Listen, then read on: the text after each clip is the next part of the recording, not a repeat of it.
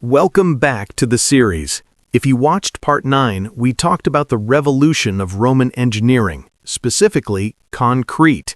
We talked about how the Romans conquered the world with a material that was strong, waterproof, and adaptable. But let's be honest for a second. Concrete? It's ugly. It's gray, it's cold, and it's rough. If you are a wealthy Roman senator or a merchant in Pompeii trying to climb the social ladder, you do not want to live in a gray box. You want a palace. You want color. You want to show the world that you have taste, money, and power.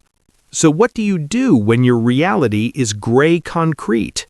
You paint over it. You create an illusion. Welcome to Part 10. Painting over the gray. Today we are stepping inside the Roman home to uncover the secrets of wall frescoes, mosaics, and the ancient art of faking it until you make it. We are going to look at how the Romans invented virtual reality 2,000 years before the computer, and how they used art to manipulate your mind. Let's walk through the door. First, we have to understand the medium. When we say Roman painting, we are almost exclusively talking about frescoes. Now, this isn't like buying a poster and hanging it up. Fresco comes from the Italian word for fresh. The artist applies pigment mixed with water directly onto wet lime plaster. As the plaster dries, a chemical reaction happens, carbonation, and the paint actually becomes part of the wall. It's not sitting on top, it is the wall.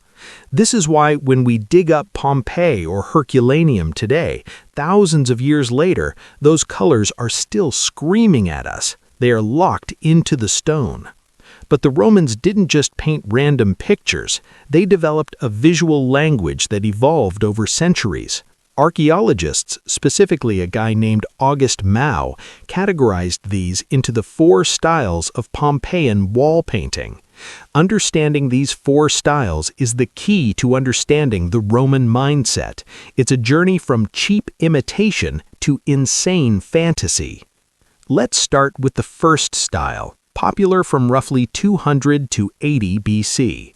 Imagine you just bought your first house. You wanted to look like a Greek palace made of imported exotic marble, but you looked at your bank account and you can only afford brick and stucco. So you fake it. The first style is often called the incrustation style. Artists would use plaster to mold raised bumps on the wall and paint them to look like blocks of expensive stone, marble, alabaster, granite. It's essentially the ancient equivalent of faux wood paneling or that sticker paper people put on their kitchen counters today. It wasn't about art, it was about budget. It was a way to say, look, this wall is structural and expensive, even though it was just painted mud. But soon, the Romans got bored of just imitating stones. They wanted to manipulate space itself. Enter the second style, beginning around 80 BC. This is where things get mind-blowing. This is the architectural style. Roman houses were often small, dark, and claustrophobic. The windows were tiny to keep out the heat and thieves. So how do you make a small room feel huge? You dissolve the walls. Roman artists began using a technique called trompe-l'œil, trick of the eye. They painted realistic columns, ledges, and open windows that looked out onto imaginary landscapes, temples, and gardens. They mastered linear perspective. If you stood in the center of the room, the wall seemed to disappear. You weren't in a small room anymore. You were standing in a grand colonnade, looking out at a sanctuary. This was the virtual reality of the ancient world. They were literally painting over the gray reality of their confinement to create a world of infinite space. It was psychological escapism at its finest. Eventually, under the reign of Augustus, the trend shifted again. The third style, the ornate style, said, okay, we know it's a wall, let's stop pretending it's a window. They closed the wall back up. They painted wide monochromatic panels of deep red, black, or yellow. In the center, they would paint a tiny, incredibly detailed framed picture. It became elegant, flat, and sophisticated. It wasn't about architectural trickery and more about decorative finesse. But then came the fourth style. If the third style was minimalism, the fourth style was maximalism. It combined everything. It appeared around the mid-1st century AD. It has the fake marble of the first style, the architectural depth of the second, and the ornate details of the third, all thrown into a blender. It's chaotic. It's busy. You have spindly, impossible columns that could never support a roof, floating figures, and mythological beasts. This is the style of Nero's Golden House. It is the style of a society that has so much wealth and so much artistic confidence that they don't care about realism anymore. They just want spectacle. Now, take your eyes off the walls and look down. We have to talk about mosaics. If frescoes are the skin of the room, mosaics are the carpet, except they are made of millions of tiny stones called tesserae. These things are indestructible. While frescoes fade or peel, mosaics last forever. The most famous one? The Alexander mosaic from the House of the Faun. It depicts Alexander the Great fighting Darius of Persia. It's a masterpiece of drama and history. But I want to tell you about a different kind of mosaic that perfectly explains the Roman sense of humor and wealth. It's called the unswept floor, or asarotos oikos. Imagine a dining room floor made of millions of tiny stones meticulously arranged to look like trash. Literally, they created mosaics that looked like chicken bones, nutshells, cherry pits, and scraps of food had been dropped on the floor and left there. Why on earth would you spend a fortune to make your clean floor look dirty? 2 reasons. 1, humor. The Romans loved a visual pun. And 2, the illusion of abundance.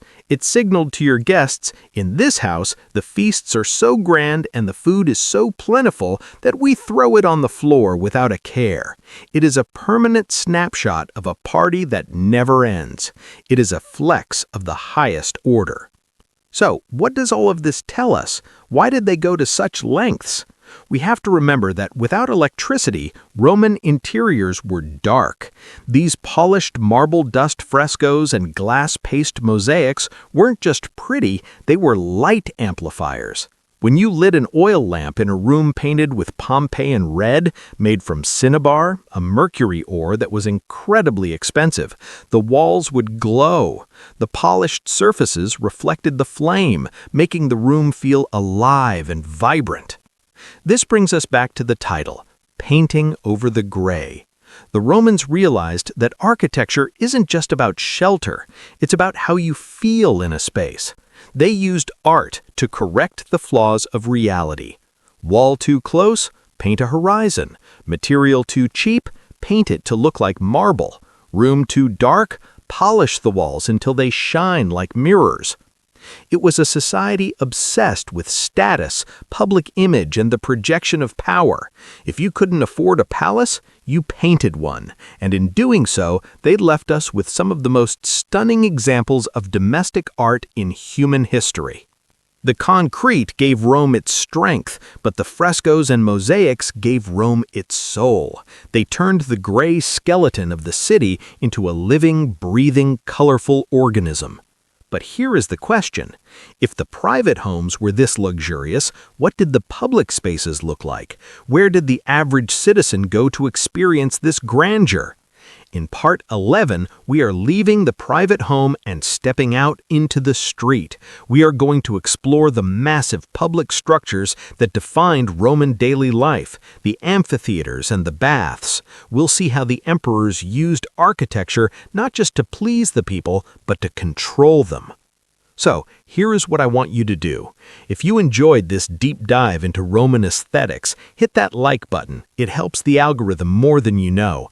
And make sure you are subscribed with notifications on so you don't miss Part 11. Also, tell me in the comments, if you could paint your living room in one of the 4 Pompeian styles, which one would you choose?